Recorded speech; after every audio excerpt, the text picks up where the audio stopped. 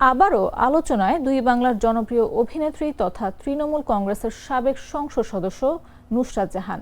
বিধানসভা নির্বাচনের আগে রেশন দুর্নীতি মামলার তদন্তে জনপ্রিয় টলিউড অভিনেত্রীকে তলব করেছে ভারতের তদন্তকারী সংস্থা এনফোর্সমেন্ট ডিরেক্টরেট। আগামী 22 এপ্রিল সল্টলেকের ইডির সদর দপ্তর সিজিও কমপ্লেক্সে নুসরাত জাহানকে হাজিরা দেওয়ার নির্দেশ দেওয়া হয়েছে। ইডি সূত্রে জানা গেছে, উত্তর 24 পরগনা জেলার বসিরহাটের তৃণমূল কংগ্রেসের সংসদ সদস্য থাকাকালীন করোনার সময় বাংলাদেশে গম পাঠানো ঘিরে দুর্নীতি হয়েছিল। তদন্তকারী সংস্থার দাবি, ওই দুর্নীতিতে বেশ সন্দেহজনক সূত্র পাওয়া গেছে নুসরাত জাহানের বিরুদ্ধে। এর জন্যই নুসরাত জাহানকে জিজ্ঞাসাবাদ করতে চায় ইডি। ইডি সূত্রে জানা গেছে, নুসরাত জাহান সল্টলেকের ইডির সদর দপ্তর সিজিও কমপ্লেক্সে যেতে অনিচ্ছা প্রকাশ করেছেন। নির্দিষ্ট দিনে তাকে দিল্লির দপ্তরে জিজ্ঞাসাবাদ করা হয় বলে জানিয়েছেন নুসরাত।